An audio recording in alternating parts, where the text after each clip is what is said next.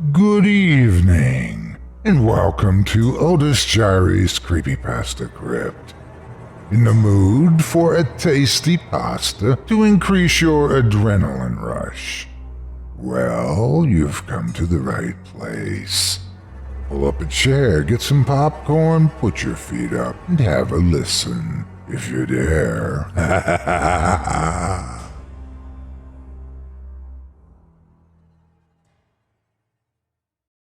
The Phantom Coach by Amelia Edwards, narrated by Otis Jiry. The circumstances I am about to relate to you have truth to recommend them. They happened to myself, and my recollection of them is as vivid as if they had taken place only yesterday. 20 years, however, have gone by since that night. During those 20 years, I have told the story to but one other person. I tell it now with a reluctance which I find it difficult to overcome. All I entreat, meanwhile, is that you will abstain from forcing your own conclusions upon me. I want nothing explained away. I desire no arguments. My mind on this subject is quite made up, and having the testimony of my own senses to rely upon, I prefer to abide by it. Well, it was just 20 years ago, and within a day or two of the end of the grouse season. I'd been out all day with my gun and had had no sport to speak of. The wind was due east, the month December.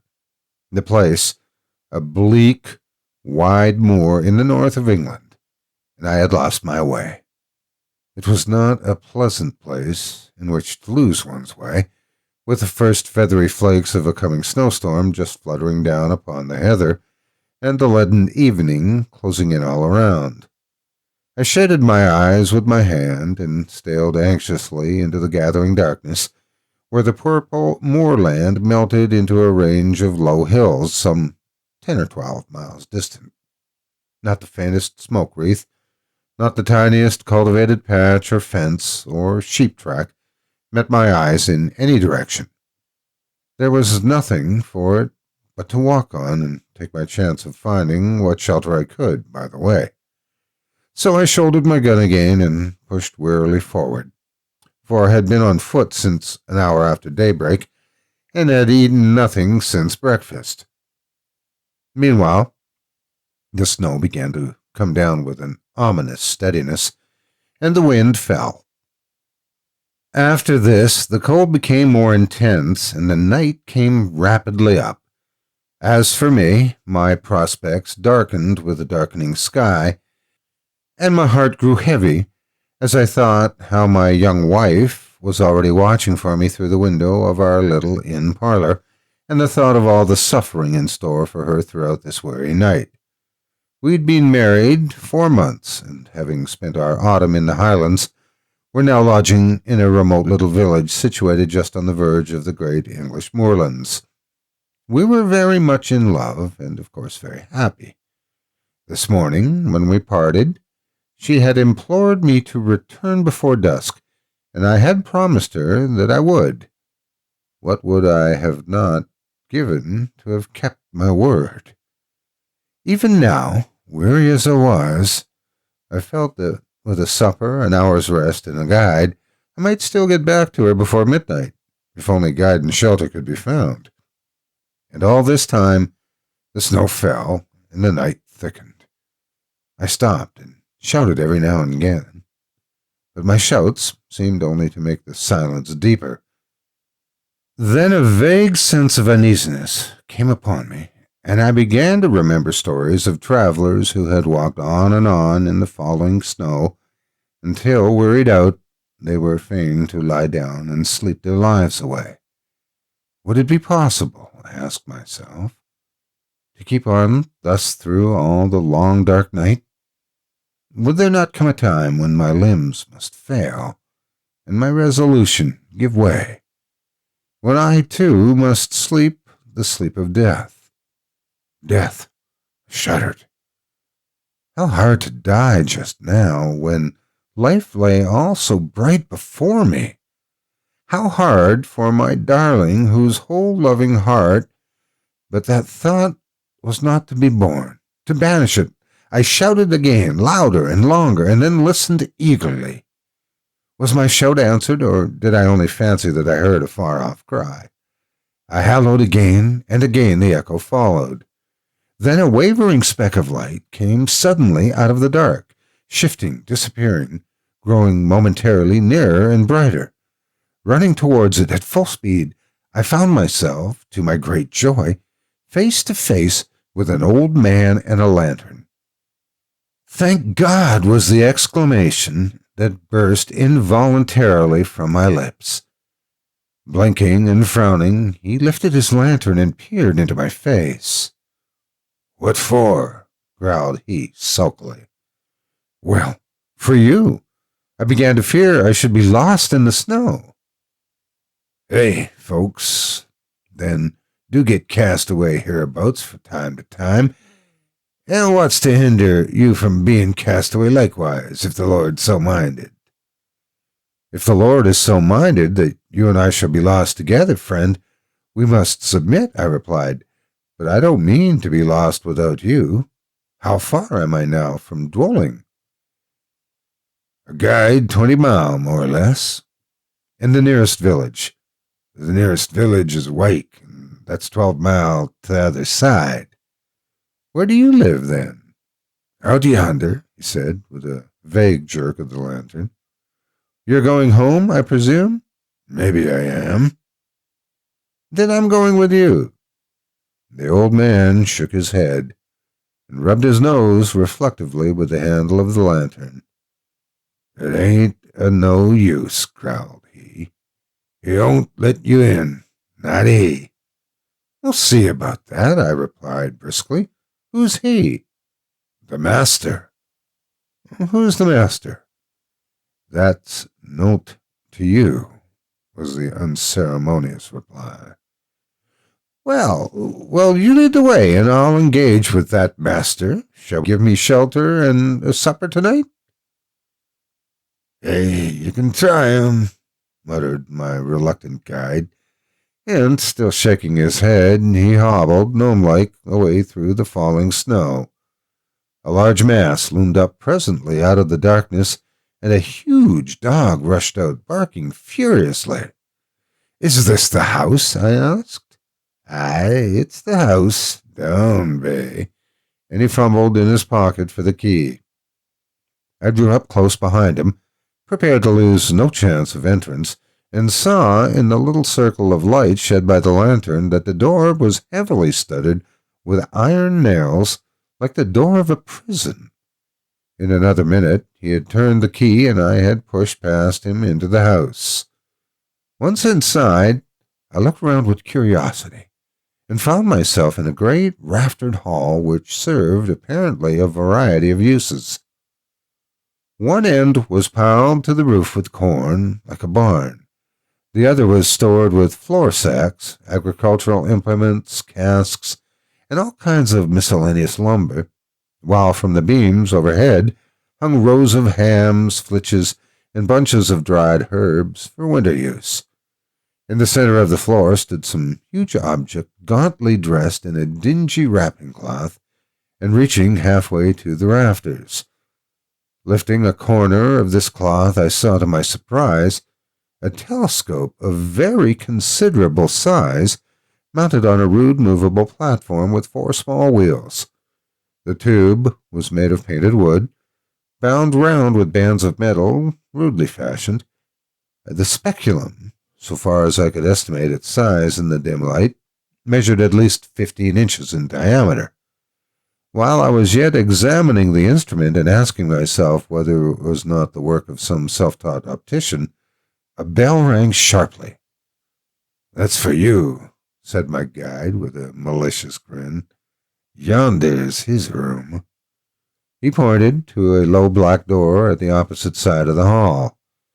I crossed over, rapped somewhat loudly, and went in without waiting for an invitation. A huge, white-haired old man rose from the table covered with books and papers and confronted me sternly. "Who are you?" he said. How came you here? What do you want?" "James Murray, barrister at law, on foot across the moor. Meat, drink, and sleep." He bent his bushy brows into a portentous frown. "Mine is not a house of entertainment," he said, haughtily. "Jacob, how dared you admit this stranger?" "I didn't admit him," grumbled the old man. "He followed me over the moor and shouldered his way in before me. I'm no match for 6'2". "And pray, sir, by what right have you forced an entrance into my house?" "The same by which I should have clung to your boat if I were drowning, the right of self-preservation." "Self-preservation?"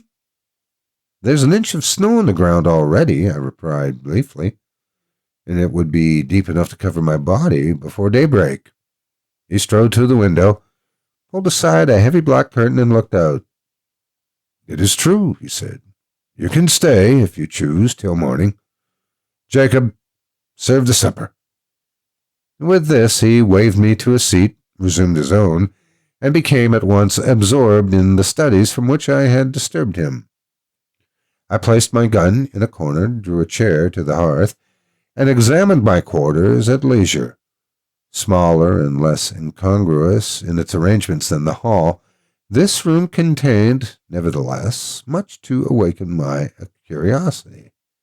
The floor was carpetless. The whitewashed walls were in parts scrawled over with strange diagrams, and in others covered with shelves crowded with philosophical instruments, the uses of many of which were unknown to me. On one side of the fireplace stood a bookcase filled with dingy folios. On the other, a small organ, fantastically decorated with painted carvings of medieval saints and devils. Through the half-open door of a cupboard at the further end of the room, I saw a long array of geological specimens, surgical preparations, crucibles, retorts, and jars of chemicals, while on the mantel-shelf beside me, amid a number of small objects, stood a model of the solar system, a small galvanic battery, and a microscope. Every chair had its burden. Every corner was heaped high with books. The very floor was littered over with maps, casts, papers, tracings, and learned lumber of all conceivable kinds. I stared about me with an amazement increased by every fresh object upon which my eyes chanced to rest. So strange a room I had never seen, yet seemed it stranger still to find such a room in a lone farmhouse amid those wild and solitary moors. Over and over again, I looked from my host to his surroundings, and from his surroundings back to my host, asking myself who and what he could be. His head was singularly fine, but it was more the head of a poet than a philosopher. Broad in the temples, prominent over the eyes, and clothed with a rough profusion of perfectly white hair, it had all the ideality and much of the ruggedness that characterizes the head of Louis van Beethoven. There were the same deep lines about the mouth and the same stern furrows in the brow. There was the same concentration of expression. While I was yet observing him, the door opened, and Jacob brought in the supper. His master then closed the book, rose, and with more courtesy of manner than he had yet shown, invited me to the table. A dish of ham and eggs, a loaf of brown bread, and a bottle of admirable sherry were placed before me. "I have but the homeliest farmhouse fare to offer you, sir," said my entertainer. "Your appetite, I trust, will make up for the deficiencies of our larder." I had already fallen upon the viands, and now protested, with the enthusiasm of a starving sportsman, that I had never eaten anything so delicious. He bowed stiffly and sat down to his own supper, which consisted primitively of a jug of milk and a basin of porridge. We ate in silence, and when we had done, Jacob removed the tray. I then drew my chair back to the fireside. My host, somewhat to my surprise, did the same, and turning abruptly towards me, said, "Sir, I have lived here in strict retirement for 23 years. During that time, I have not seen as many strange faces, and I have not read a single newspaper. You are the first stranger who has crossed my threshold for more than 4 years. Will you favor me with a few words of information respecting that outer world from which I have parted company so long?" "Pray interrogate me," I replied. "I am heartily at your service." He bent his head in acknowledgment, leaned forward with his elbows resting on his knees, and his chin supported in the palms of his hands, stared fixedly into the fire, and proceeded to question me.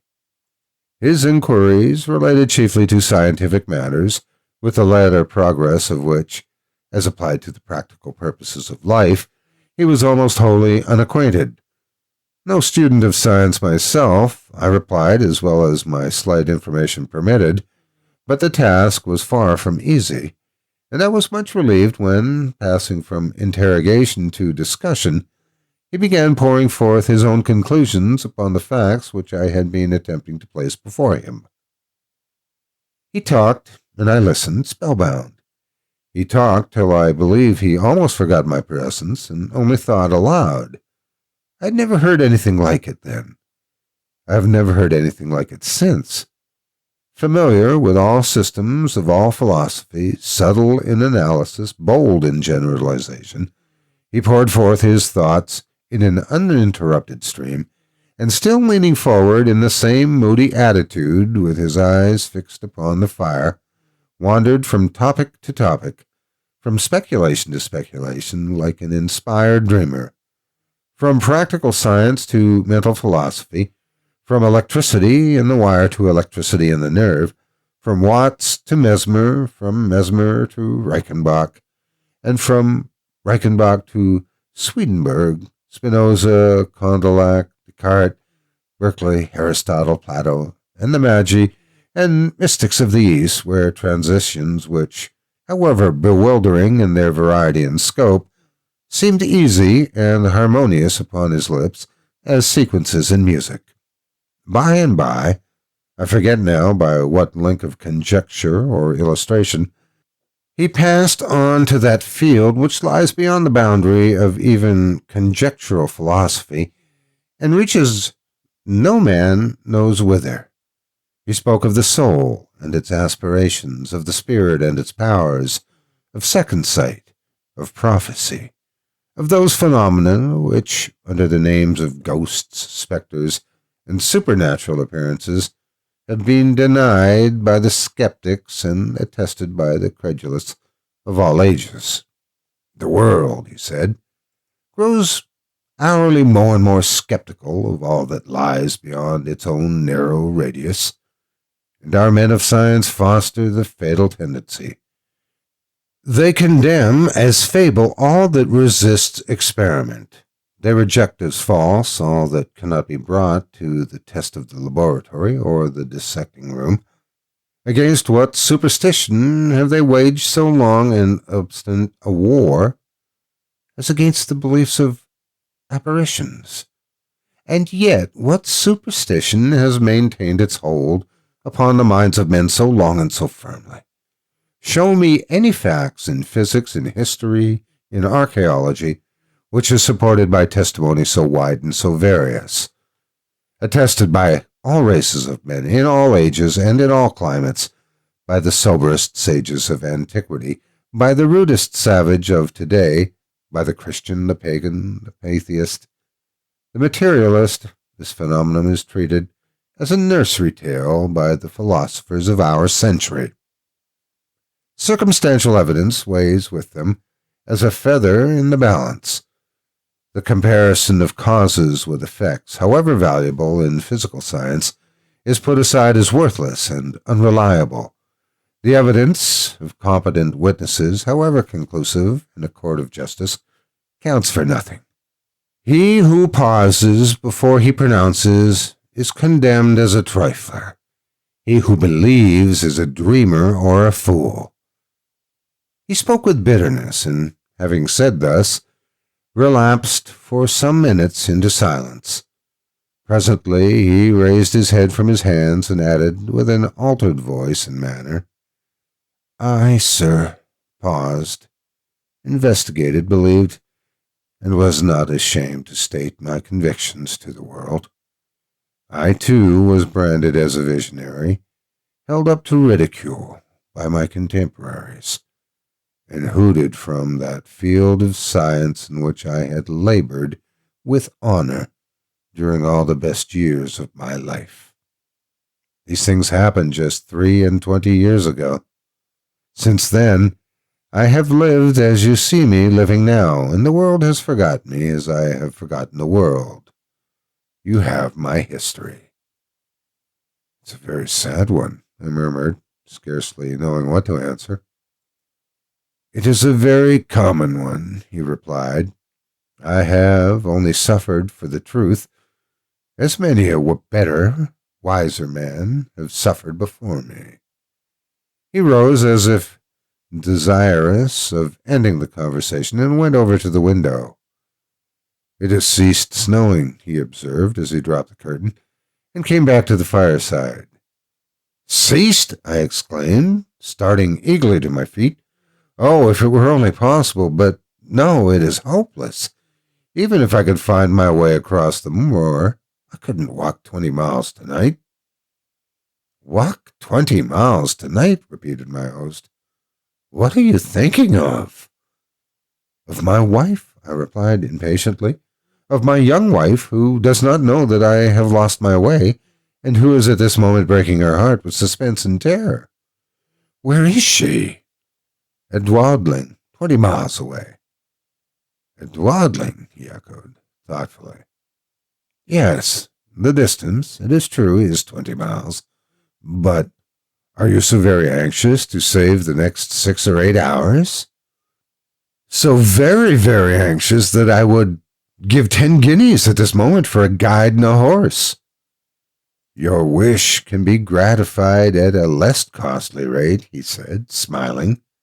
"The night mail from the north, which changes horses at Dwaddling, passes within 5 miles of this spot, and will be due at a certain crossroad in about an hour and a quarter.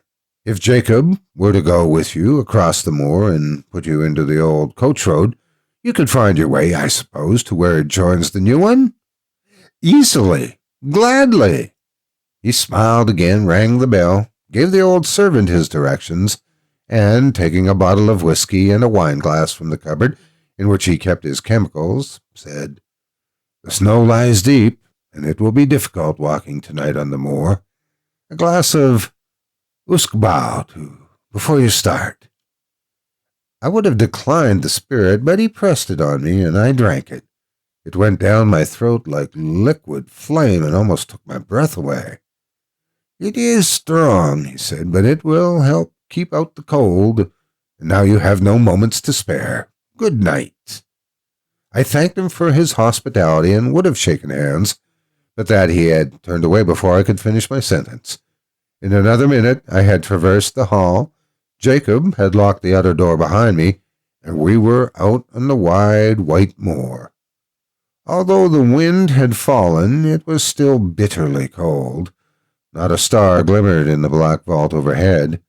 Not a sound, save the rapid crunching of the snow beneath our feet, disturbed the heavy stillness of the night.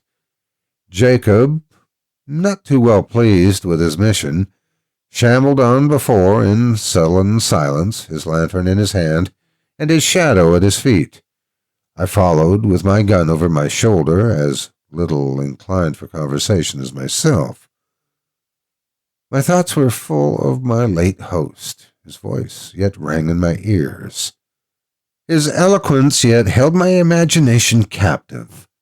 I remember to this day with surprise how my overexcited brain retained whole sentences and parts of sentences, troops of brilliant images, and fragments of splendid reasoning in the very words in which he had uttered them.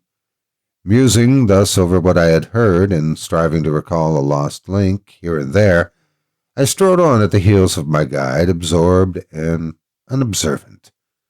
Presently, at the end, as it seemed to me, of only a few minutes, he came to a sudden halt and said, Yon's your road. Keep the stone fence to your right hand, and you can't fail of the way. This, then, is the old coach road? Aye, 'tis the old coach road. And how far do I go before I reach the crossroads? Nigh upon 3 mile. I pulled out my purse, and he became more communicative. The road's a fair road enough, he said, for foot passengers, but 'twas over steep and narrow for the northern traffic. You'll mind where the parapet's broken away, close again the signpost. It's never been mended since the accident. What accident? The night mail pitched right over into the valley below. A guide 50 feet and more. Just at the worst bit of road in the whole country. Horrible. Were many lives lost? All. 4 were found dead, and t'other 2 died next morning. How long is it since this happened? Just 9 year. Near the signpost, you say? I'll bear it in mind. Good night.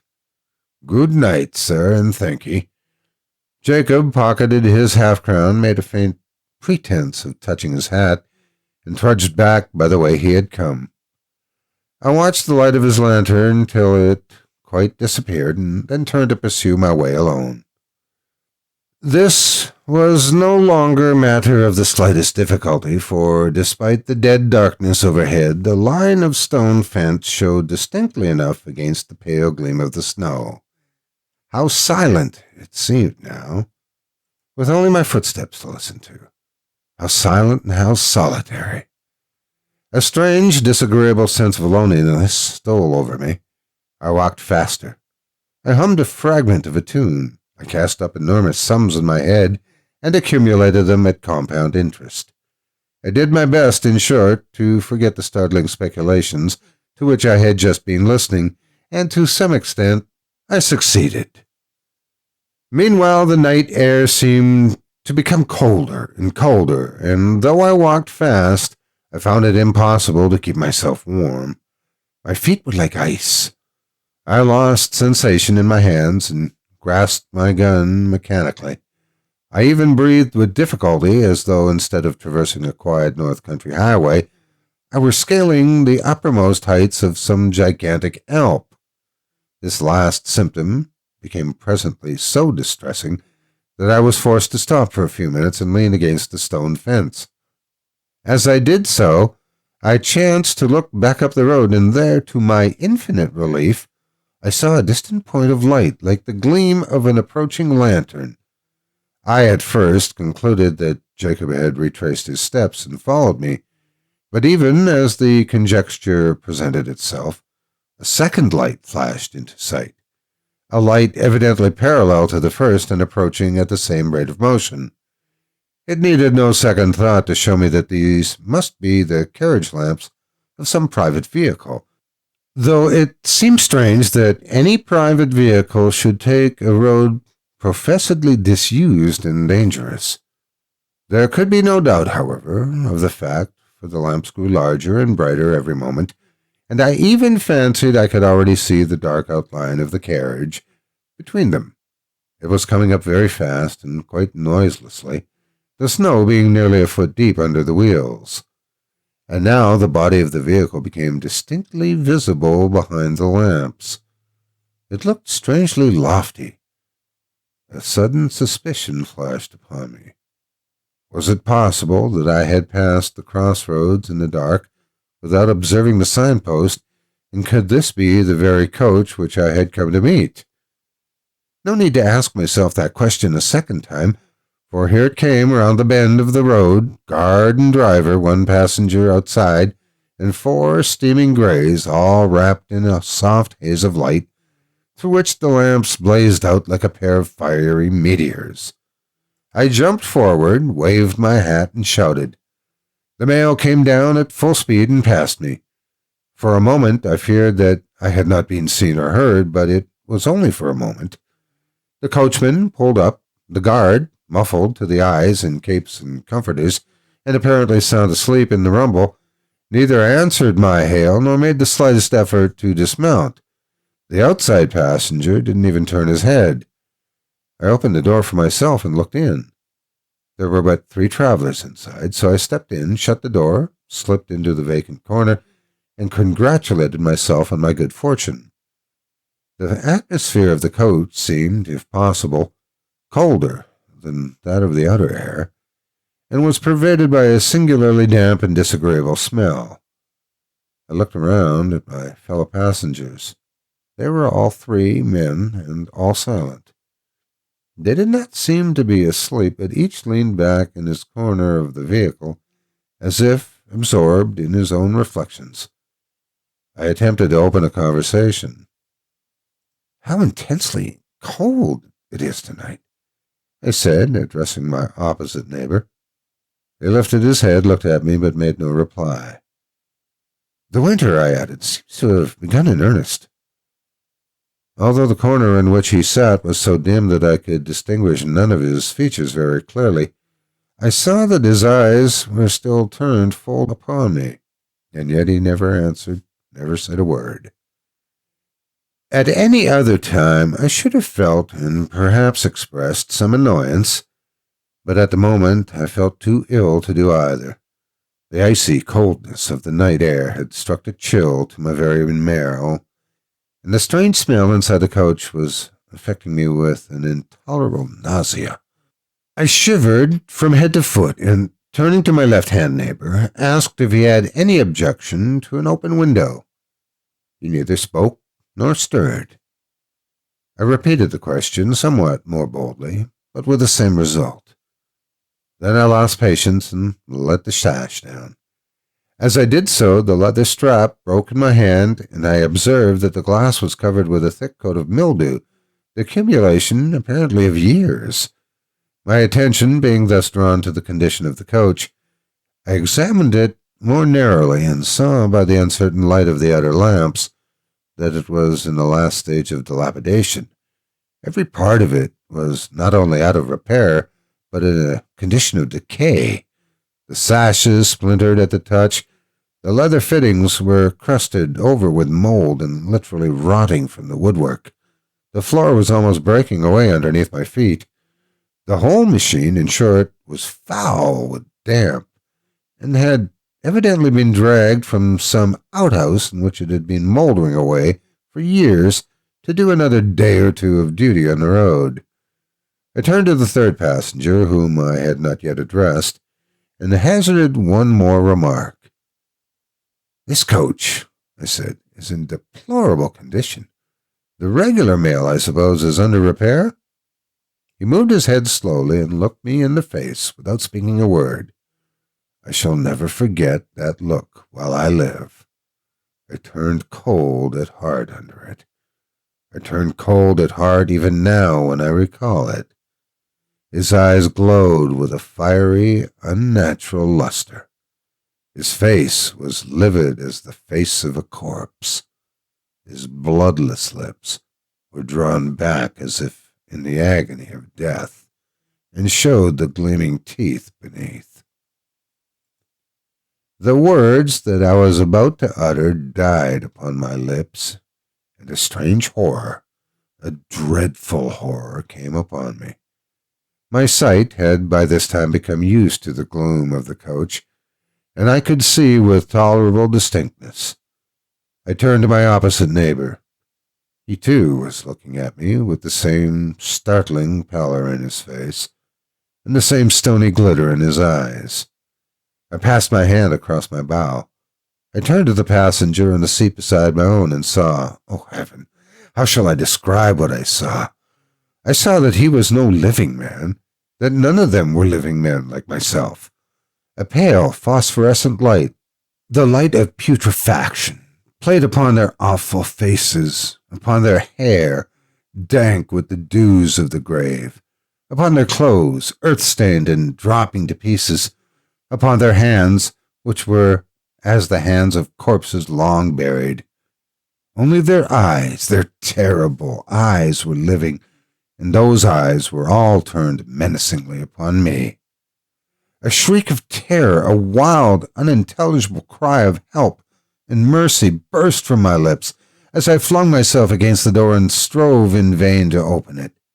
In that single instant, brief and vivid as a landscape beheld in the flash of summer lightning, I saw the moon shining down through a rift of stormy cloud, the ghastly signpost rearing its warning figure by the wayside, the broken parapet, the plunging horses, the black gulf below. Then the coach reeled like a ship at sea. Then came a mighty crash, a sense of crushing pain, and then darkness. It seemed as if years had gone by when I awoke one morning from a deep sleep and found my wife watching by my bedside. I will pass over the scene that ensued and give you, in half a dozen words, the tale she told me with tears of thanksgiving. I had fallen over a precipice, close against the junction of an old coach road and the new, and had only been saved by a certain death by lighting upon a deep snowdrift that had accumulated at the foot of the rock below. In this snowdrift, I was discovered at daybreak by a couple of shepherds, who carried me to the nearest shelter and brought a surgeon to my aid. The surgeon found me in a state of raveling delirium with a broken arm and a compound fracture of the skull. The letters in my pocketbook showed my name and address. My wife was summoned to nurse me, and thanks to youth and a fine constitution, I came out of danger at last. The place of my fall, I need scarcely say, was precisely that at which a frightful accident had happened to the North Mail 9 years before. I never told my wife the fearful events which I have just related to you. I told the surgeon who attended me, but he treated the whole adventure as a mere dream born of the fever in my brain. We discussed the question over and over again until we found that we could discuss it with temper no longer, and then we dropped it. Others may form what conclusions they please. I know that 20 years ago, I was the fourth inside passenger in that phantom coach.